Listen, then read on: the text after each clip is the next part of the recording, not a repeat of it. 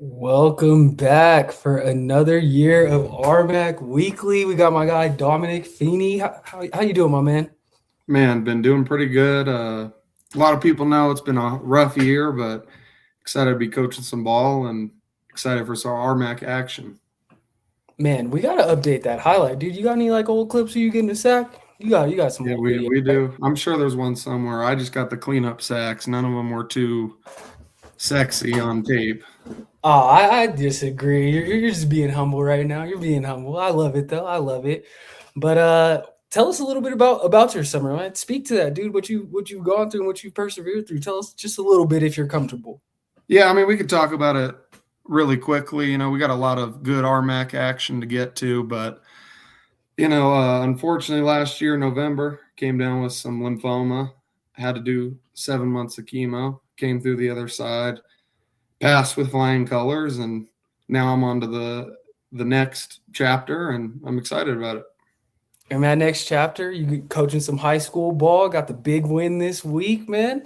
So we're very happy to have you here. I'm very thankful to have you as my co-host, and I'm looking forward to talking. I think we're gonna disagree on quite a bit, but yeah, let's just I'm hop sure right we into will. it. I'm sure we will. I think we're gonna disagree a little bit on this. Looking at our initial top 25 coming out of d2football.com. Shout out the swag and the merch. You see it. But we got a couple of our teams. We got three that made the top 25. Pueblo at 10, Western 11, Shadron at 21. Looking at this, what are your immediate thoughts? We were talking off screen before this. Tell the people what you think when you saw this. The first thing I thought is I don't know if there's 20 teams better than Mines right now. I'm never the one to give Mines their flowers, but they really deserve to be in here. And we'll see against Western Oregon. They have a tough test first up, and they'll be able to show their mettle right away. Absolutely. I mean, looking at this too, we're going to get into it later, but a couple of our teams got some top 25 matchups. Those Mavericks in the purple were standing out to me at number 3, knowing that they're about to go against my Mavericks. I'm excited to see how that looks. But obviously, our coaches, I think they tend to agree with you. They had Shadron actually at 4th, even though Shadron's ranked in our poll, they come in 4th in the preseason coaches poll. What are your thoughts on that? You agree with this more? You think this is more an accurate take on what the conference looks like heading into the season?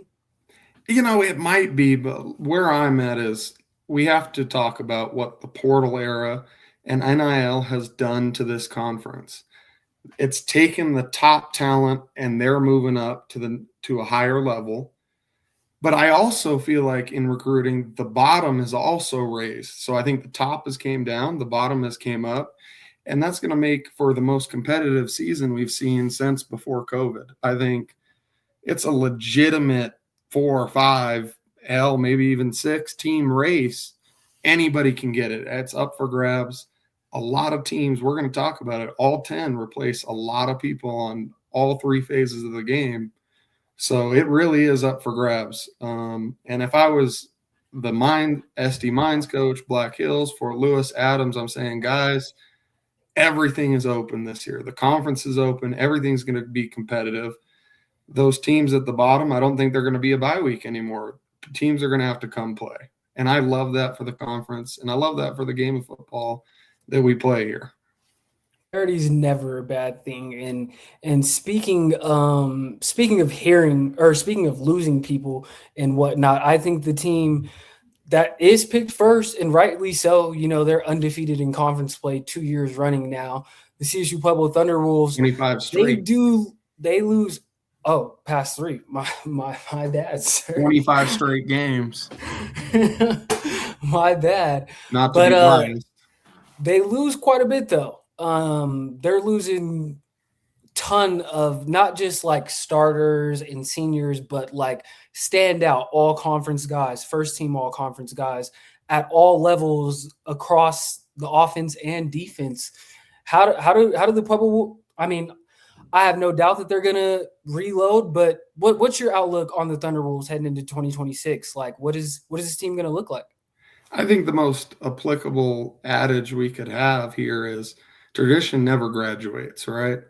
I remember walking in as a young man and just being blown away about the tradition, the legacy, getting your name on the wall, how much it meant. And I found out later on, it's not like that everywhere. There isn't a pressure of, hey, the guys that had the jersey on before you, they would do anything for the Pack. And I think that these guys have done a good job adopting that. I know you have at the bottom, there's still weapons, but who is QB1? I think it's a little bit of a moot point because all three of their top quarterbacks might be the top 6, 7 quarterbacks in the whole league. I'm sure a lot of teams would love to have Pueblo's third quarterback. Well, I do think it's a little bit of a moot point there. I know people like to say if you have more than one quarterback, you don't have any. I don't think that applies here, really.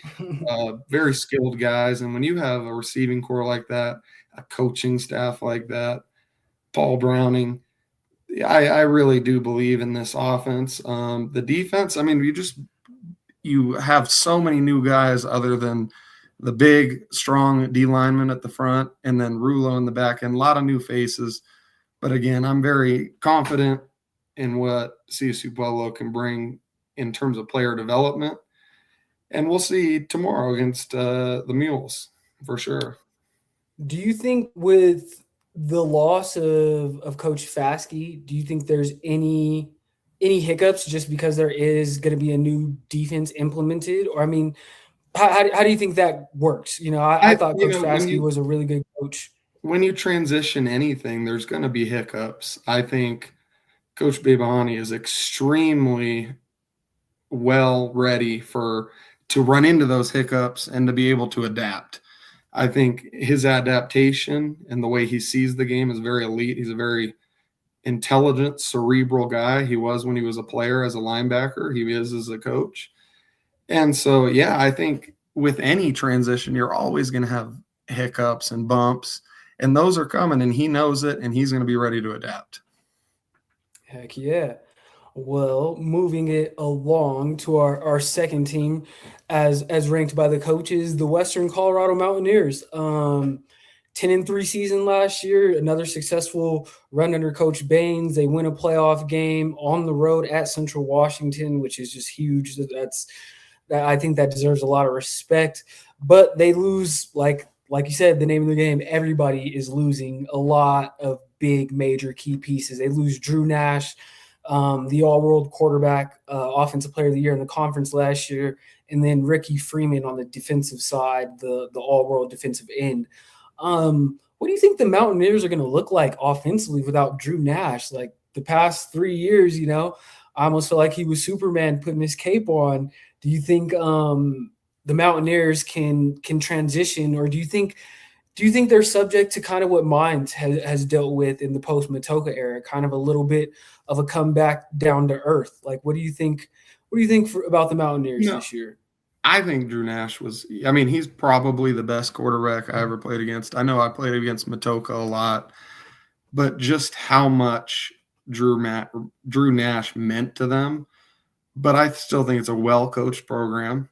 I think guys are going to respond. And whatever they need to adapt their offense to look like to win football games, they will.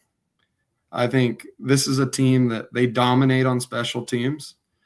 They really emphasize it. I think the defense is going to be good. They have 2 guys that are probably the front runners right now for RMAC Defensive Player of the Year at the end of the year. Loomis and the other gentleman, I forgot his name, is Stimler. Steiny? Oh, you're talking Cade Musser. Yes, on Western's team? Yeah. And so they have dudes. They have a good culture, and they're going to be hungry. You know, they had Pueblo up 21-0. They had Shadron in a good place, and they kind of let it slip. You know, it happens. It's high-level football. Things are going to happen, but I believe in the Mountaineers, and they're always going to be a tough go, especially up at that Mountaineer Bowl.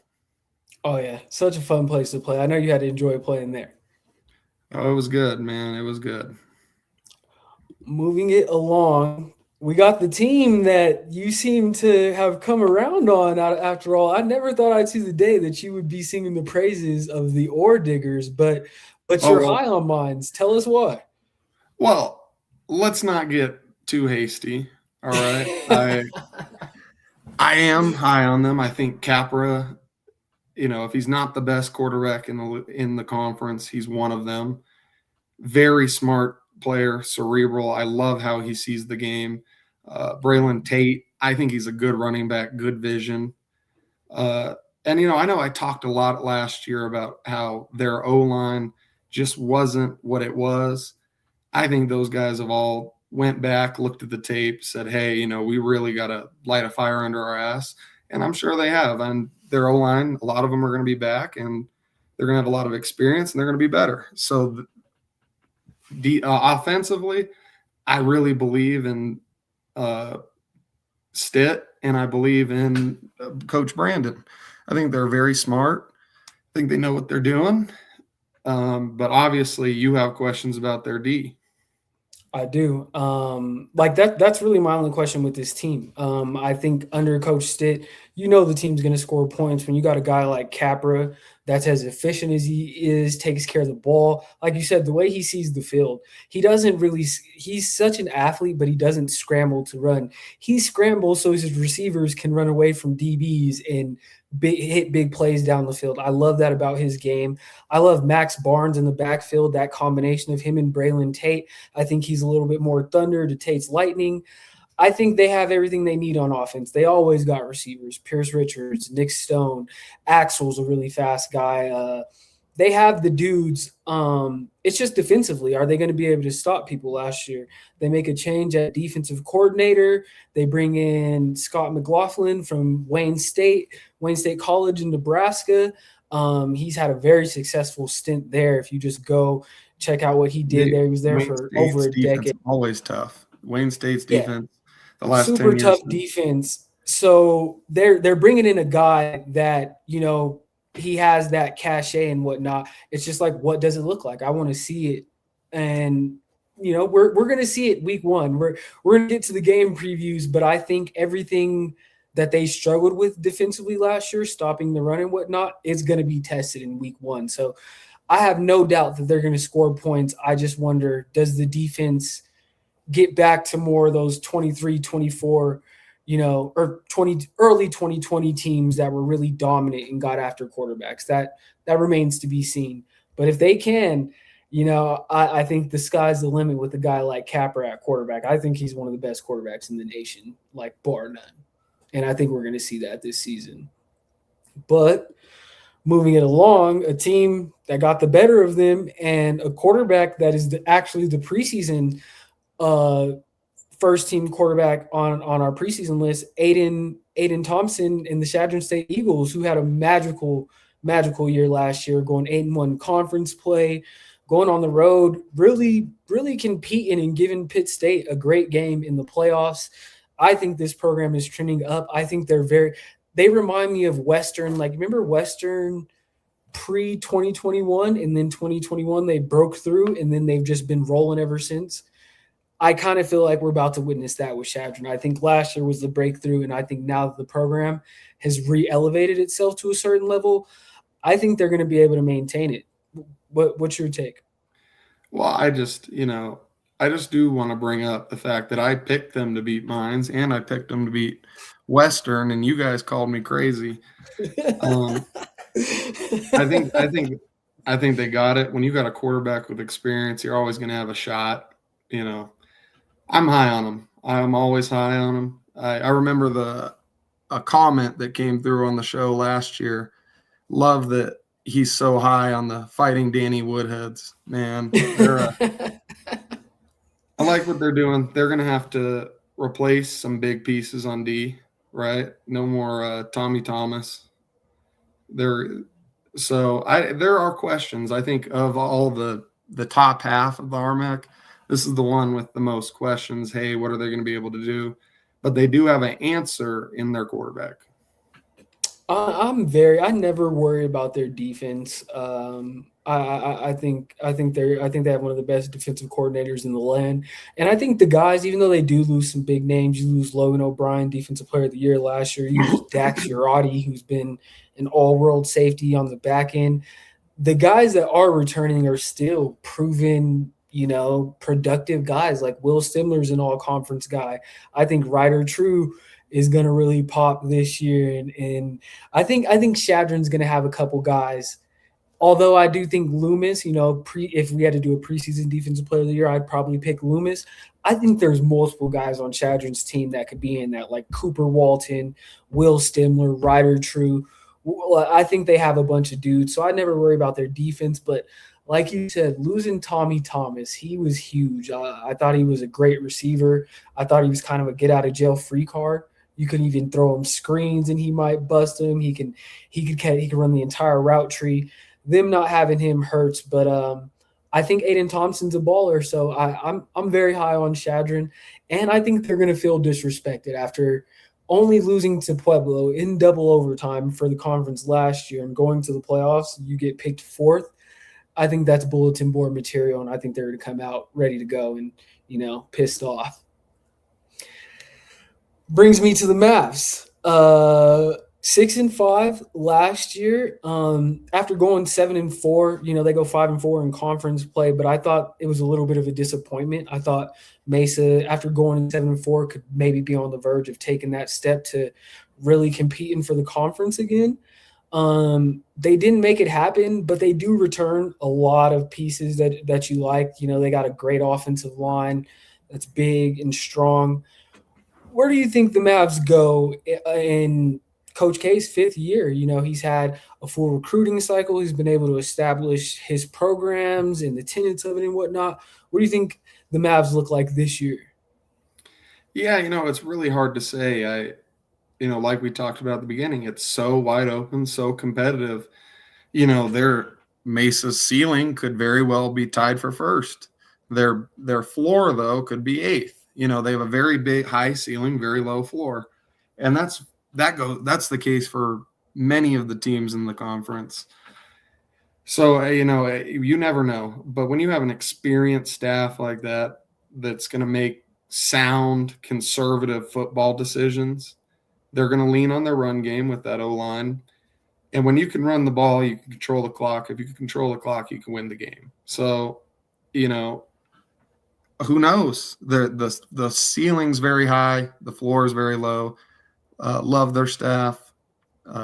Everyone that I know that's went there has loved it. So we'll see. We're just going to have to see with this team, honestly. Do we think kind of we haven't talked about, we were talking about this off camera, but year two for Coach Hughes on the defensive side, do you think the defense do you think there's an opportunity that they take a major jump as a defense, just being the second year in this system, getting more guys that fit his system and understand it? Do you think this defense can be even better this year? Of course. The biggest, when you're in a program, the biggest gain you're going to get is year one to year two. That kind of shows what your ceiling is. And I love Coach Hughes. He was at Pueblo a little bit before I was there, but I love his system. I played in his system my first 2 years. So I'm excited to see what they can do. I do love the system on defense. I think it's really good if you have undersized D linemen creating pressure, being able to stop the run. Western runs the same kind of three-man front where everybody's angling. And, it is really good to stop the run if you don't have, all-world D linemen. And the truth is, in Division II, you're just not going to have 3 or 4 huge D linemen that are just going to eat double teams and create knockback. You got to get those 230 kids that are wiry and can angle into those gaps. So that is, you did bring up a good point. When you have the right bodies in the defense, it's a lot more effective. So I do expect them to take a jump in that regard, simply because they have a better personnel going into year two. And I think you hit the nail on the head with Mesa. They definitely want to play ball control. And if you can play pressure pack defense, it works. That is a formula for winning. So we'll see what the Mavs do. Like I kind of hinted at it earlier in the show. They got a huge test in week one to see what it looks like. But moving on to a team that actually beat Mesa head-to-head last year, a team that I've been high on for a couple years. I feel like I called this one before the season, but the New Mexico Highlands Cowboys, Coach T back for his third year. He loses, the big star of the conference last year, Jeffrey Jones, the running back, the true freshman. He moves on to D1 ball, but he's returning a slew of other guys. He had the defensive freshman of the year right here, Dontavius Nelson, pictured. He returns his young quarterback that he started in the back half of the season. Are the vibes still high in Las Vegas, New Mexico, you think?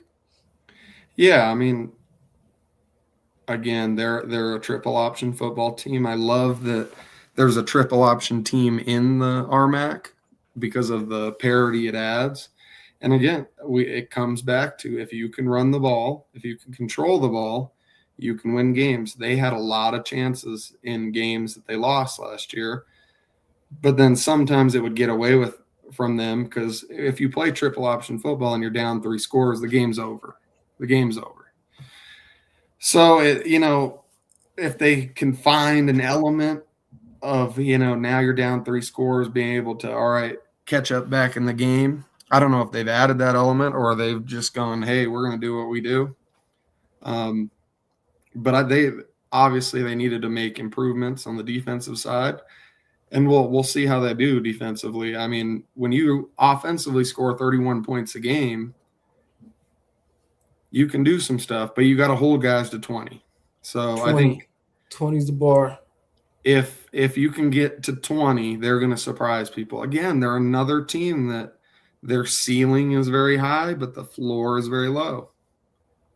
I think they're also just one of the more unknowns year to year, just in the portal area and all the roster turnover. Like they're not like there's a few starters returning, but like there's a bunch of their starter dudes that produced, like Mike Jones. They're all conference receivers at Henderson State now. Jeffrey Jones moved on.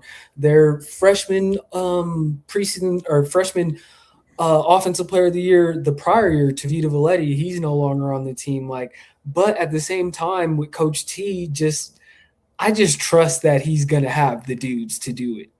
I feel like he's proven that he can recruit. He's a former JUCO head coach, so recruiting, this is the name of the game for him. I feel like they're an unknown, but in a good way. And I'm excited to see the Cowboys in year 3 under Coach T.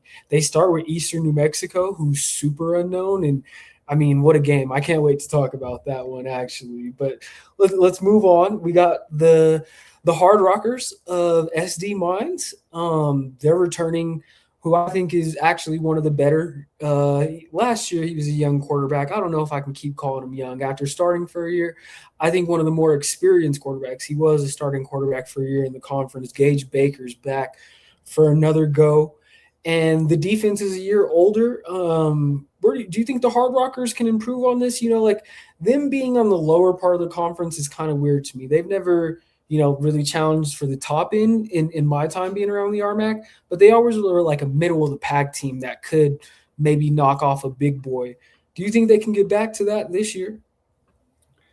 Get back to like beating a ranked team? Middle of the pack, 6-5 ball club in the for conference. sure. Again, challenges a top tier team in a game, maybe gets them like not going 3-6 in the conference. Like I feel like their program's just like a higher standard than that. Do you agree?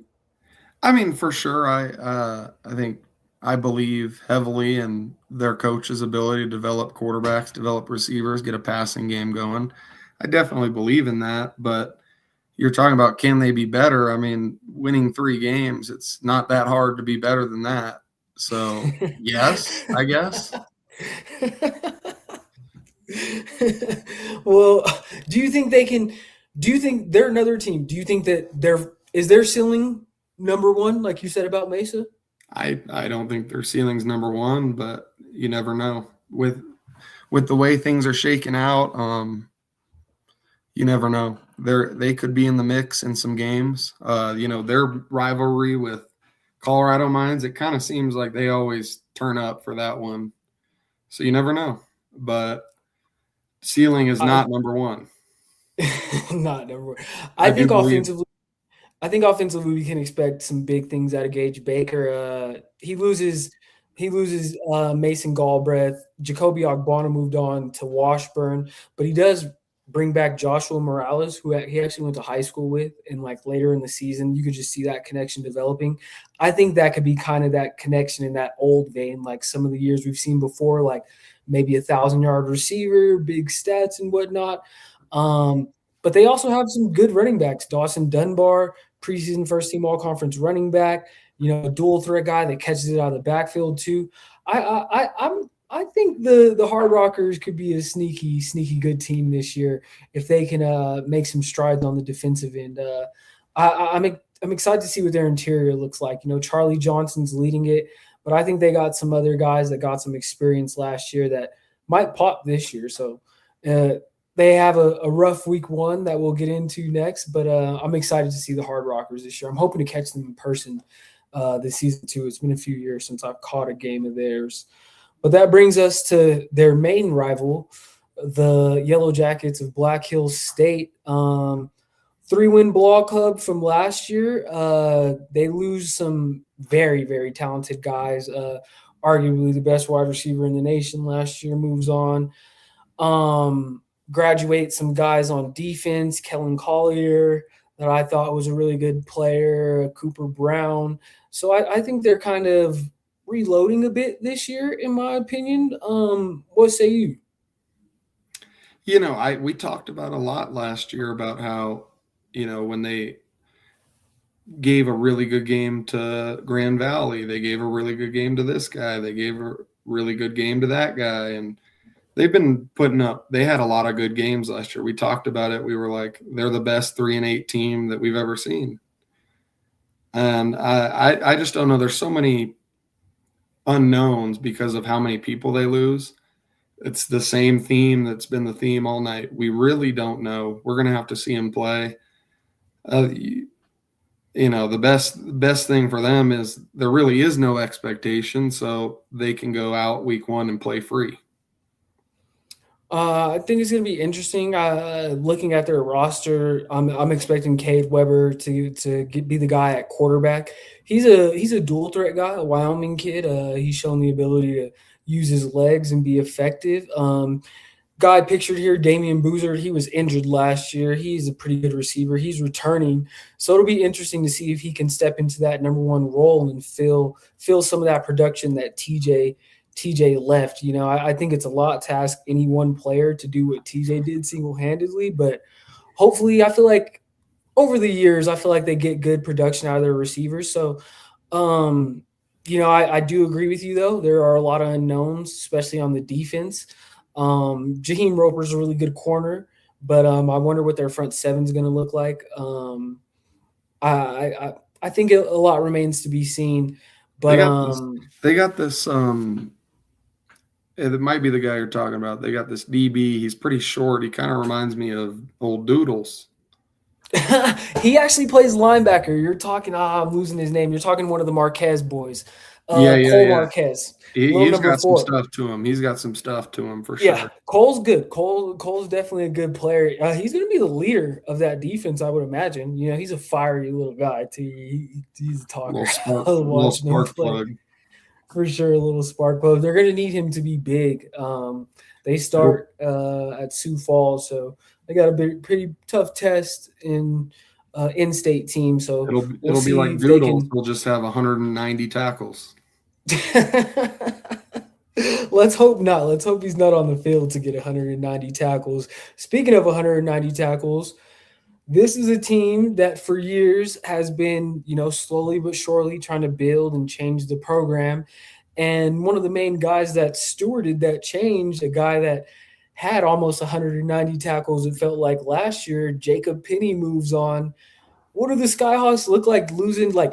I talked to their coach, Coach Cox, about this at media day. I was like, how do you replace obviously Jacob Penny's production, 150 tackles. He was top 5 in the nation last year, but I just felt like his leadership. I felt like their defense finally was turning a corner last year, and then he moves on to go play for Coach Fasky at SFA.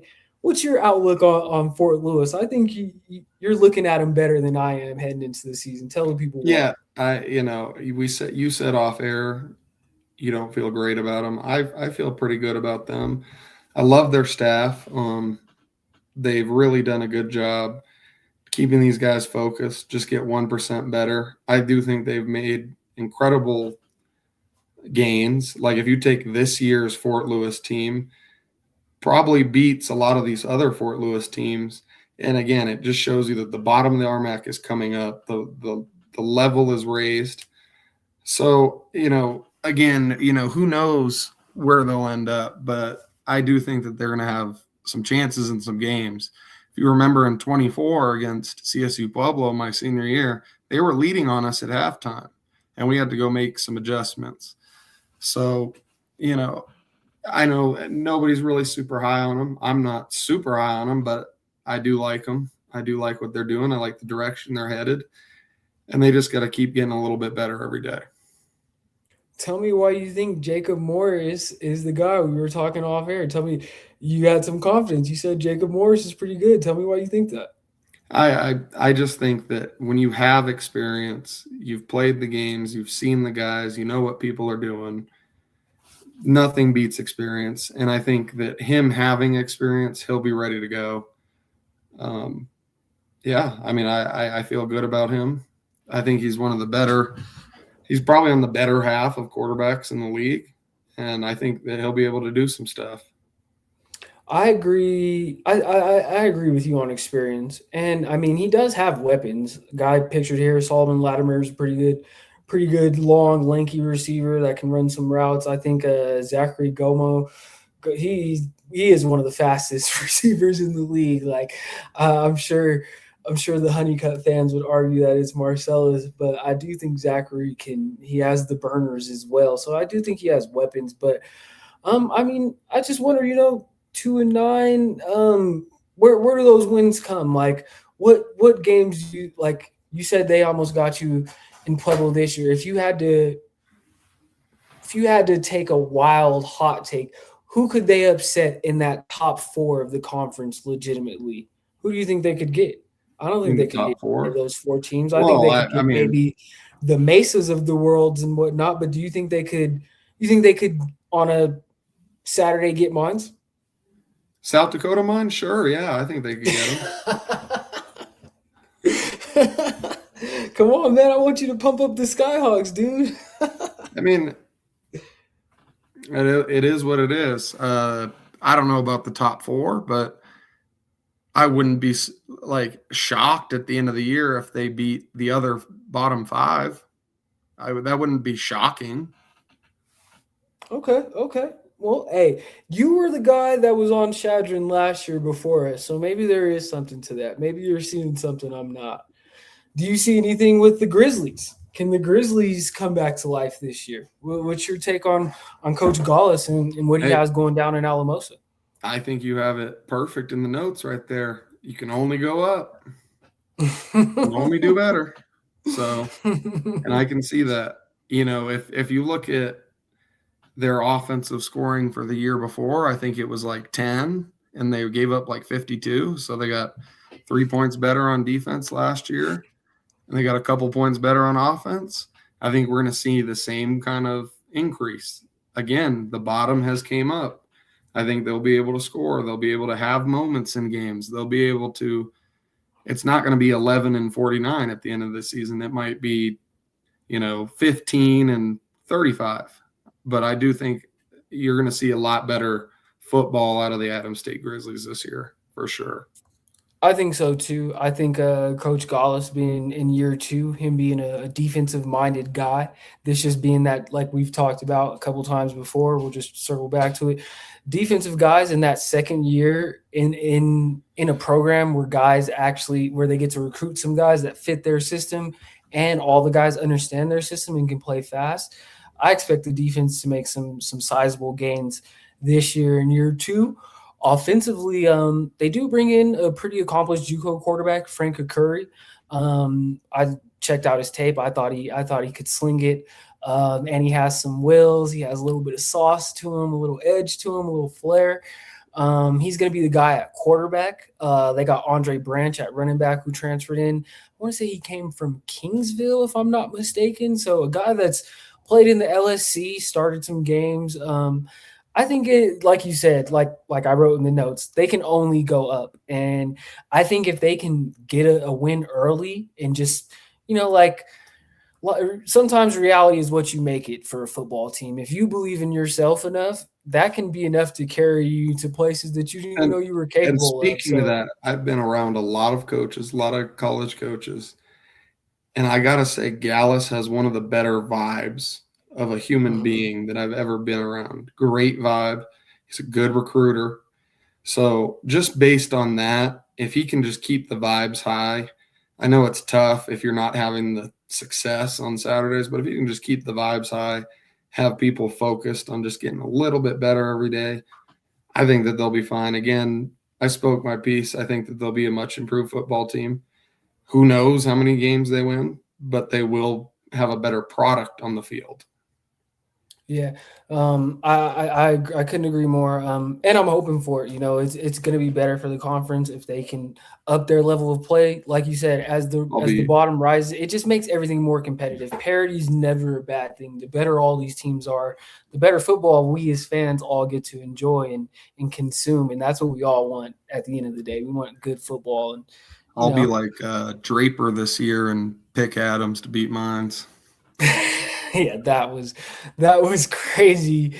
Speaking of picks, it is that time, that part of the program where we're looking at our slate of games. We got games on Thursday, tomorrow night, and we also got games on Saturday. So just looking at the big Thursday slate, and let's just jump right into it.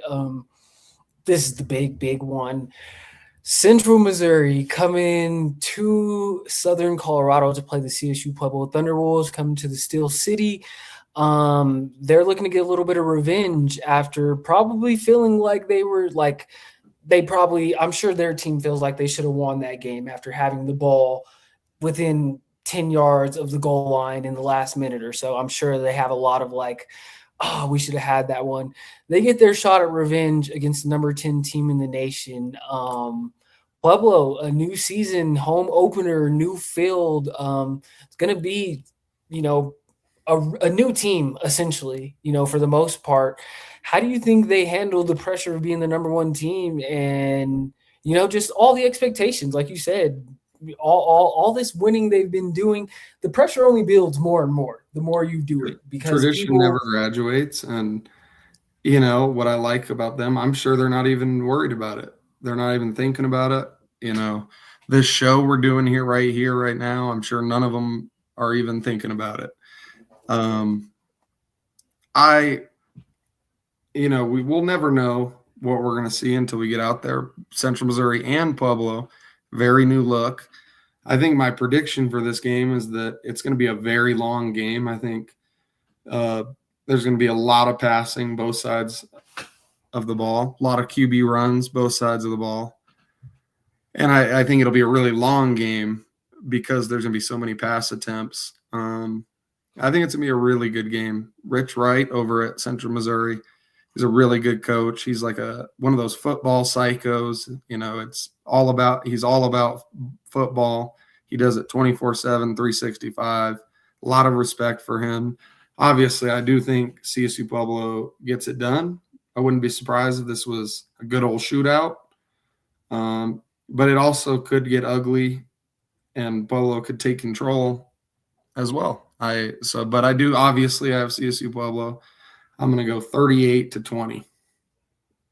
All right. As I look at this game, sizing up the Mules of Central Missouri.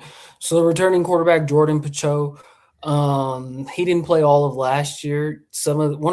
He played in 2 games. One of the games he did play in was CSU Pueblo. When he came in that game, he was very effective. I must say. They also returned their a guy that I think is one of the better receivers in the league. He plays more in the slot, but Jack Pospisil is back for his senior year. He actually got hurt at the end of the Pueblo game last year, but he's back. They bring in a transfer running back, LJ Brown from Southeastern Oklahoma State, I want to say. He's been an effective back. He's been a GAC all-conference back. I think their offense, Coach Lambeau's teams, they're going to score points. I have no doubt that they're going to score points. The real question is, you brought up Coach Wright on the defensive side. What does this defense look like in year 2 under Coach Wright? I think that remains to be seen. On Pueblo's side, we've talked about it. They're replacing a lot of guys, but they also, like you said, tradition doesn't graduate. I think guys like Caden Rulo, that leadership, him being a senior now, wearing number 3, I think that means the world to him. And I think this game, I think everything this whole summer, I watched Pueblo. They put out something this morning on their YouTube page. I encourage you guys to all go check it out. It's like a little mini documentary. Man, Just the Ole's vibe and awesome. energy. Ole, yeah, shout out to Ole. He's amazing. Best videographer in the conference by far. I think they're very focused. I think they've taken the experiences they've had, the playoffs, the ups and the downs, not just all the winning they've done, but also the adversity they've faced. And I think they've really embraced it this summer. So I expect the Thunderwolves to come out prepared to play. I tend to agree with you. I'm expecting a very competitive tilt. I know Central Missouri's record was 5-6 last year, but they're an MIAA squad, and I think they're better than that 5-6 record would indicate. So I'm expecting a tight ball game, but I'm going to take the home team with the home team advantage, home field advantage, I should say. I got Pueblo winning this game. I think it's going to be just like last year and come down to the end. I got Pueblo winning by a field goal. Give me the Thunder Wolves 31-28. Wow, Western, they're going to Canyon, Texas, and if anybody knows, that's a crazy place to play. And Windy as hell. windy as hell. Western's won the past 2. They've played the past 2 years in their openers. Western's won both of them. Last year was pretty competitive. I was at that game. West Texas, they're losing a lot of that super potent offense. They had RJ Martinez.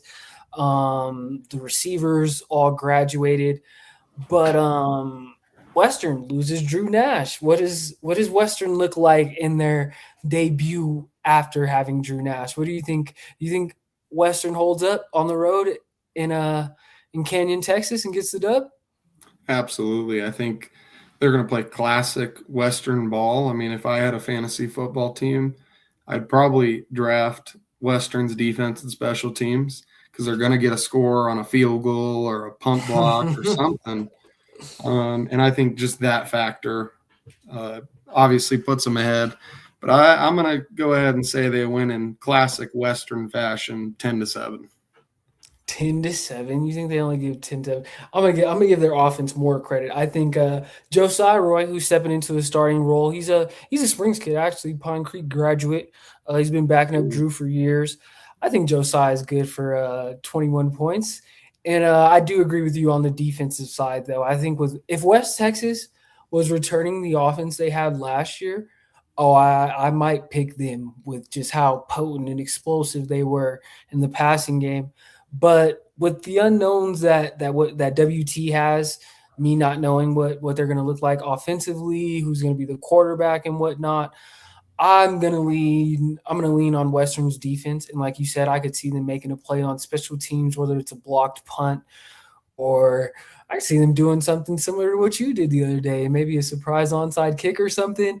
But I think the Mountaineers will hold serve in week 1. I'm going to take them to win a game 24-14. So, surprise. We agree 2 times. When are we going to disagree? Is this where it happens? Who you go first? Who you got in this one? Yeah, you never know what you're going to get from Northern State because you've seen the last couple of years. They've really played up in some games and they've really played down in some games. So that factor makes it a little bit hard to pick. I definitely think Shattern is going to go on the road, get it done, get the job done.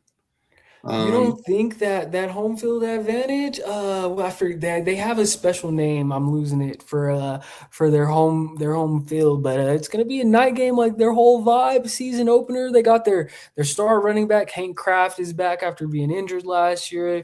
their defense, it's NSIC football. It's going to be stout. They got a really good linebacker coming back. You really think you said that very confidently. Close game, but I think Shadron brings enough back from last year and the experience. Their vibes are super good right now. I'm sure Northern States are as well, coming off a 7-win season. But don't be surprised if Shadron really pulls away in this one. It's probably more likely it's a closer game, but I could see them also putting it on them. So I'm going to go Shadron 30, Northern State 10. 10. I got this being just a bloodbath. I think the teams are very similar. Like, I think both their defenses are big, strong, stout, mean guys that like to run around and hit. They both got, I think really smart, cerebral linebackers that can affect the game and make it really hard on quarterbacks. So I think it's going to be a low-scoring game, even though they both, they're both – Shadron's near 30. Northern State was over 35 a game last year, and they do both have some offensive pieces, like big names to talk about. I mentioned Hank Kraft, Aiden Thompson on Shadron's side, but I think the defenses are going to come to play. I think early in the season, the defenses are a little bit further ahead of the offenses, especially in today's era, the portal era, with not so much continuity year over year. I think offenses come along as seasons go along. I think the defenses are going to come to play. And I think the fact that Shadron's having to go on the road definitely does hurt them. But I think their experiences last year prepared them for this. I think their last game they played in, playing at a Pitt State in an environment like that in the jungle, I think definitely prepared the players that they have returning for a game of this magnitude. So we're gonna be in lockstep again. They're just gonna call us homers because this is the RMAC podcast, but I legitimately do think Shadron wins a close ball game. I think this could be a 17-13 ball game. Give me the Eagles and Aiden Thompson getting it done. Here's a game where let me get it out the way, because I know everybody's gonna be mad at me in Grand Junction. I'm sorry, Mavs fans. I do not think you're beating the Mavericks of Minnesota Mankato, especially this specific rendition. They're returning 2 quarterbacks that received all-conference recognition. Sam Backer's back at running back. I think he's one of the best running backs in the nation. Defensively, they return – he was the NSIC Newcomer of the Year as a freshman. Their linebacker, Jefferson Mowbray, he's a defensive preseason player of the year this year. They got their whole secondary is back. They return experience up front. This is a team that won – they lost to Ferris State, if I'm not mistaken, in the regional quarterfinal. I just think they're primed and loaded. We got them ranked number 3, as you can see in our national poll. And although I think Mesa, they're moving in the right direction, I think their ball club, the way they've built it, big, strong offensive line, strong defense, that's built to win ball games. I just don't think so it is against this ball club. And I don't think it's going to be particularly close either, if I'm being honest. So. Mankato is a really good football team this year, like really good. If you put them in FCS, they would make the FCS playoffs. So, it's not a knock on the Mavericks of Colorado Mesa, but it's going to be bad. Yeah, I think it's going to be bad. If I had to put a number on it, I'd say Mankato wins 28-17. What say you? You think that's pretty accurate, or you think Mesa make it? Here, let's play devil's advocate. Let's just play the hypothetical game. What would the Mavericks need to do to pull off an upset of this magnitude? Turnovers. They'd have to really get some turnovers, pop out fumbles, get some interceptions, and score on those.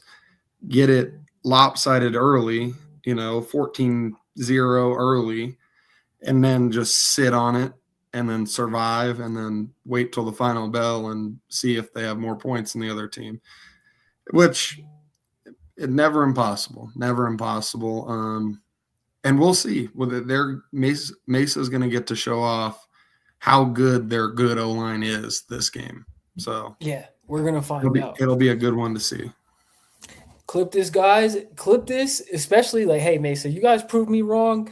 Run this on your team page and make me look like a fool. I would love it. But yeah, Coach Hoffner and the boys, I know they're going to come prepared. They're going to play sound football, and they're going to play opportunistic football. Like, you make a mistake, you're going to pay for it, usually with points. Just got to capitalize. Just got to capitalize. Anything can happen.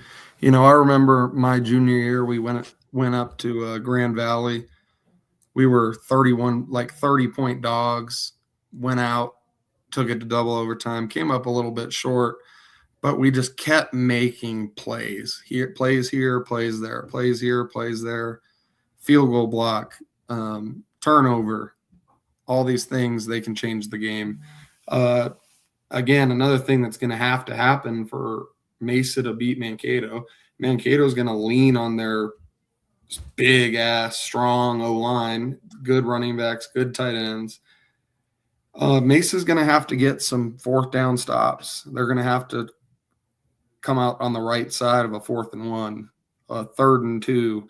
They're going to have to win those situations, and that's really tough against Mankato. You know, obviously, you know, I went out against Mankato my senior year, and it is shocking how physical and strong they are up front, and they always are. You know, playing them as a freshman in the playoffs, I felt that. As a senior, I felt it. They play a physical brand of football. So if Mesa comes out and sticks it to them, then Mesa's the ones then. It's going to be a great litmus test, and let me tell you, you win this ball game, you put yourself on the map. Everybody will be talking 5 about legitimate title contenders if they get the job done. But I didn't get my score. I'll go Mankato 41, Mesa 10. Okay, we got New Mexico crying the battle for New Mexico supremacy. New Mexico Highlands won this ball game on the road in Portales last year, but Eastern New Mexico, they're returning with a whole new look that I really don't know what they're going to look like under Coach Briles. Era is upon us. But here's the thing. Look at every single program around the country. When has hiring the past his prime, old school coach ever worked out for anybody? You know what I mean? And you might say, oh, Signetti. I don't think that counts because he has adapted his mind to the newer school of thought. But it never works out when you hire the 70-year-old legend, and he is absolutely a legend. The game's constantly evolving. So Highlands for sure gets the job done. It's going to be close. It's going to be close. That's what I'm thinking. I'm thinking it's going to be a close game. I'm going to go 21-20 Highlands. We might be. I just not know, Highlands losing all the pieces they did on offense. Obviously, Colin Lamar returns at quarterback, and I expect him to be a lot better in year 2. Like, after playing as a true freshman, I imagine he's a lot stronger after this summer, and then I imagine the game slowed down a lot for him. So I think he'll have a lot of command of this offense. But just not knowing who the guys are that are going to be getting the carries just scares me.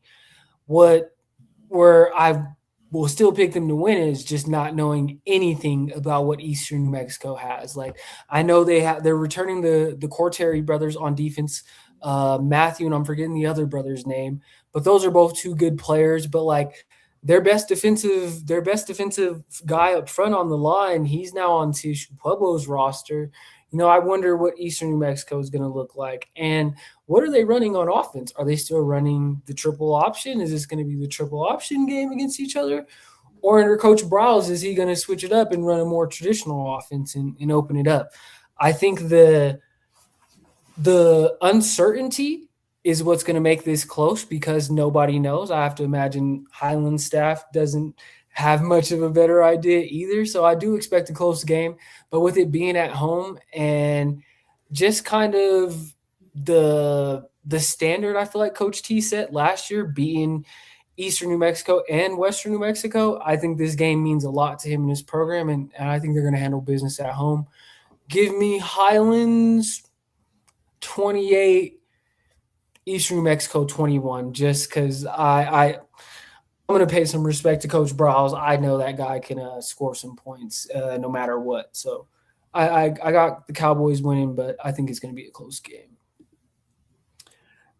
Our next one, more interstate action between teams in different conferences, but you love to see these teams playing each other. You know, this matters a lot for recruiting and whatnot in those respective states.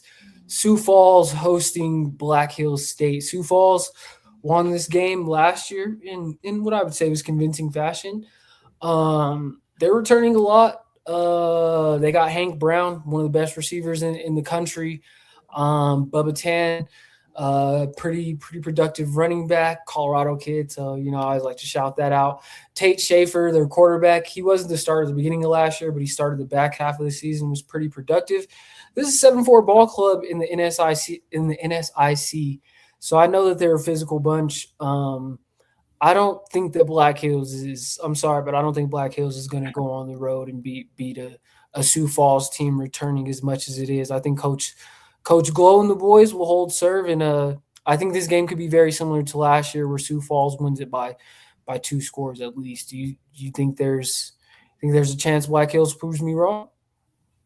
There's always a chance, but you said it. Sioux Falls brings back a lot of experience. I mean, if I had to bet my life on it, I'd bet that Sioux Falls is going to be right there at a playoff spot.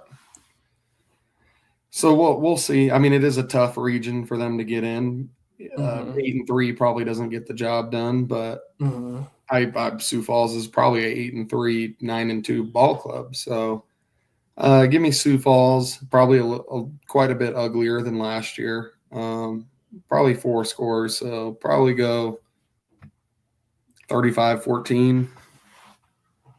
If I'm putting a number on it, I'm going to say Sioux Falls 31, Black Hills 31-13, 13-14. Yeah, that sounds about right to me. Sioux Falls defense, before we go, they got some dogs. I don't know if you got to watch them. We're Andy Henson, for the people that are going to be watching this game. Andy Henson plays with his hair on fire, dude. Fun guy to watch. Our last game of Thursday night, last but definitely not least, I just feel bad for the Hard Rockers. Like, we were talking about this before. Their luck in openers is just brutal. They really don't do well in openers, and they're going against we're playing a team a level up, that not just a level up, an 8-4 ball club that returns a lot of their key guys. I think this could be pretty brutal for SD Mines. Yeah, I couldn't agree more. You know, there's 3 things guaranteed in this world: death, taxes, and SD Mines having a hard time in their first game. You know, we talked about it last year, you know, because of a lot of their players getting internships that are very far away. They don't get to train that much over the summer. And you always see it every year. They struggle the first couple games, and then they get some rhythm, and then they get some stuff going. But I think we're going to see more of the same. They're going to struggle out the gate because they just don't have the reps yet. But once they get the reps, as you talked about earlier, I do think Gage Baker and them will get it going. I will say, I do remember actually Coach Ford, dude, he did say at Media Day this year, I want to say he said this was one of their bigger years for having players stick around in the summer and really be dedicated to football and whatnot. But they're just up against it playing this team. You know, like if they were playing a different D2 foe out of conference, you know, I'd feel a lot different. What we also have to remember is the league that Drake's in is a non-scholarship league, and I think it's a little bit of a fake D1 conference. You know, not to diss Coach Moore out there at University of San Diego, but it is a little bit of a fake D1 conference. There's, you know, if you inserted the top 4 RMAC teams in the conference, it's still going to be the same 4 teams at the top.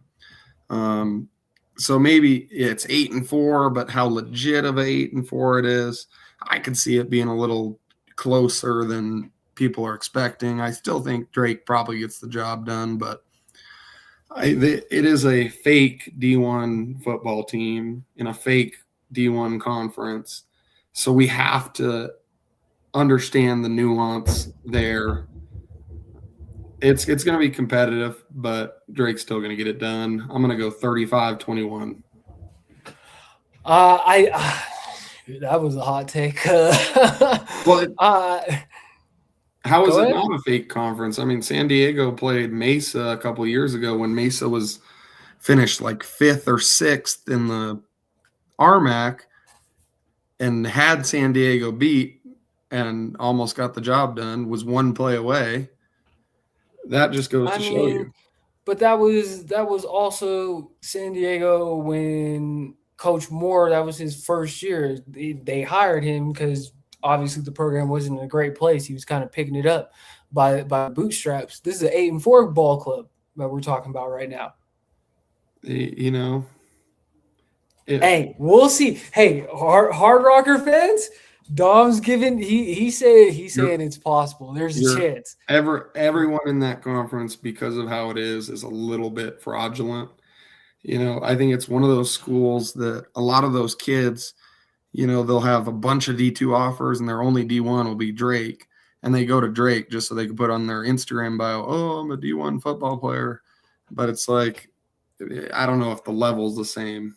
Same with St. Thomas is in that league, correct? They might be. I think they are. You know, and Black Hills gave St. Thomas everything they could handle. A couple years ago, they played. You know, what are we talking about? We're talking about it's D1 in name, but it's not D1 in skill. Well, I know this. I doubt that the Drake faithful are watching this podcast, but I know if they are, you just gave them bulletin board material. Yeah. I mean, what are they going to say? Oh, he said we're a fake D1. Okay. We'll see tomorrow night. Actually, I was wrong. That's not our last game of tomorrow night. Our last game of tomorrow night is Western New Mexico taking on Adams. Adams, and when they played last year, Adams had one of their most successful offensive days. They moved the ball pretty effectively. They obviously they did take the L in this game, but what's your outlook? Could they're hosting them? It's Coach Gallis' second year. Feels like now that he's more entrenched, feels like there's a little different energy in Alamosa. Could they start this year 1-0? The Grizzlies? Can they? I'm sure they will. Oh, you're picking them? I got the Grizzlies. I think I'm with you. I got the Grizzlies as well. Just because Western New Mexico, they lose a lot. They lose Connor Ackerley, their quarterback that was really good. Deuce Zimmerman, great receiver. I want to say the other one, Flores. Like, they lose a lot. And, I mean, obviously – both of these teams were defensively challenged last year, but Gallis being a defensive guy, a guy that's had success as a coordinator, some of the guys he brought in through the portal, we've talked about some of their players before. I told you I really like one of their corners. I'm losing his name. What's the kid's name? His last name is Wright. We've talked about it. The floor has came up in this conference. I don't know if it has in the LSC. We'll have to see, but I definitely feel the Grizzlies, and if they lose, it'll be a very competitive game. I'm gonna stick with you. I'm gonna roll with the Grizzlies.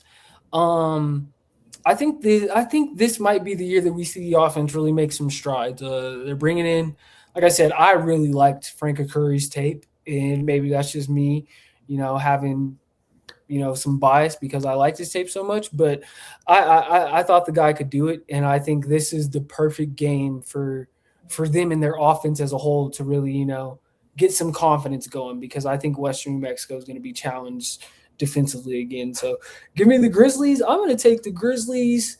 I'm not going to pick them to hit 30 because I haven't seen them do that in a very long time, but I'm going to say Grizzlies 24, Mustangs 10.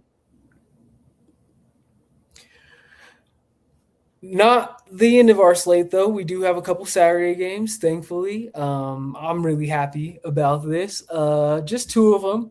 We got Fort Lewis going on the road to William and Jewell, a foe that they have faced in openers in the past, and it hasn't fared the best for them. Well, Especially not the last time they were on the road when they went to they're Jewell, a but that was a fun couple years ago. fun fact. Did you know Dan Lanning played at William Jewell? That is awesome. What Yeah, position did he play? I linebacker. I'm pretty sure. That makes sense. Yeah. The Cardinal, they are returning pretty statistically, like statistically, they had a really good quarterback, Tyler Kubat. He was very effective passer last year. He's returning back in the fold. He loses his top receiver, but he's returning a set of brothers that play receiver. Defensively, they return a lot of their top guys and tacklers, most productive guys. Fort Lewis, like we've mentioned before, they lose all-world Jacob Penny, but offensively, they do return some pieces. Do you think Fort Lewis pulls this one off on the road? And if so, how do they do that? How do they do so? Man, every year they play William Jewell, it's always a close competitive game. Um, yeah, you know what? I will take the Skyhawks. I do think I don't know if have they beat them yet. They've been playing probably 4 or 5 years. I don't know if they've gotten them. I They think may. I No, think I don't think they have. I don't think they I have. think they'll get them. It'll be a close game, probably pretty sloppy, just because that's how early games are. Mhm. So give me Fort Lewis 21-14. I am going to disagree. Like I said, William Jewell, they're bringing back a quarterback that I think is pretty good in Mr. Kuat. Give me the Cardinal. They're at home. I think they come out excited. I'm sure you know how home openers are. You're gonna have your biggest crowds. This is when the most students are gonna come. It's gonna be fun, exciting. Saturday morning. I got the Cardinals. Give me the Cardinals 24-17. Fort Lewis loses by one score.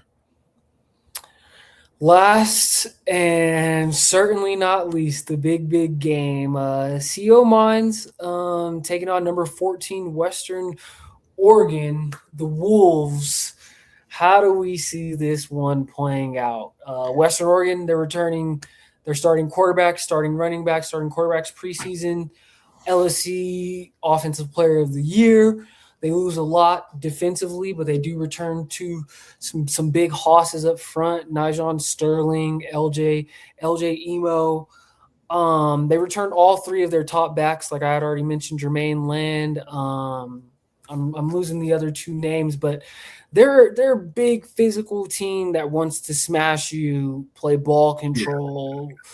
How does Mines deal with that? Can Mines weather that storm after that kind of being something that teams capitalized on against them last year? And can they pull off what on paper is an upset? Do you think Mines does it? I don't think so. I think Western's going to be able to control the ball too well and put too much pressure on Capper to have to air it out. You see it right there. Western Oregon has a very good rushing defense, and to go 8-3 and only have 334 yards of offense, that shows you that they're really controlling the football, and they're doing well on defense as well. I think that Mine's going to have a tough time running the ball, and that's just going to give more possession time to Western Oregon. I think Western Oregon on offense drags their D-line up and down the field, but when you have a guy as talented as Capra, you can never count him out. I think it'll be a close, competitive game, but just the gap in the rushing, physical part of the football game will be too much. Give me Western Oregon 24, Mines 21. Okay, I don't disagree with you in the sense of I think Western Oregon is going to punch Mines in the mouth from the physicality standpoint. I think they are going to bring a level of physicality that I think initially will shock Mines a little bit. Like, damn, these dudes are big, physical, strong, mean. But whereas last year when I think the Mines 2025 team in defense was a little bit younger, not as experienced, some new guys stepping up in big roles. I thought when they got punched in the mouth, instead of, shaking back really, you could knock them off their things. I think another year later, and with the new DC coming in from the NSIC, this just shows you how much respect I have for that conference and the brand of football they play. I think Mines is going to have a new level of physicality that we haven't seen from them in a couple of years. So I think they're going to be able to withstand getting hit in the mouth and be able to punch back.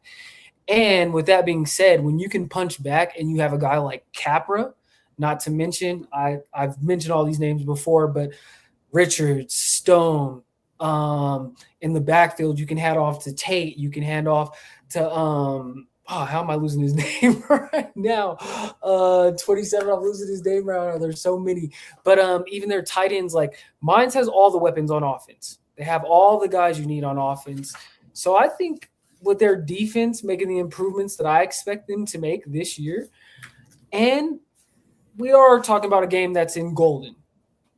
I think there's a little bit to that home field advantage and whatnot, and just the excitement. Small school Saturdays happening this weekend. I got the hors d'oeuvres. I just think the vibes are going to be immaculate. I think Capra is the next in a long line of great quarterbacks, and I just think the experiences that they had last year, going through that adversity, finishing only 7-4, and being up in almost all 4 of those games at different points in it. I think those experiences help them get over the edge in another tough game to start their season. But I do think Western Oregon gives them all they can handle. Give me Mines winning this one 28-27. I think it comes down to the very wire. I got Capper marching him down to go win the ball game. I wouldn't be surprised. And that brings a wrap to our first show. An hour, a little bit over an hour. Hope we didn't take too much of your time tonight. How are we feeling, Dom? You excited for? Are you gonna go? You're gonna go to any games this week? I know you have a game that you're coaching. Yeah, I got coaching and then doing some scouting, going to check some teams out. So, yeah, I won't be able to make any games, but I will be tuned in Saturday. Well, I'll be in Pueblo tomorrow. So, like, if you're at the Pueblo game, I'd love to say what's up. Max Barnes. Max. Sorry. I said his name earlier in the program, so give me a break. They got a lot of dudes. It's a lot to remember. But I'll be at the Pueblo game tomorrow. And then on Saturday, like I said, I'll be a part of Small School Saturday. So that'll be a fun, like, pregame live show. That is going to be some fun. Excitement and stuff. That's going to be a lot of fun. And then, we'll get to watch Mines hopefully win in Golden. And we're looking forward. We're so happy that we're back. Football is back. It's the best time of the year. I can't wait. Once again, thank you guys all for being here. And thank you again, Dom. And we're going to catch you guys all next week. See you at a game.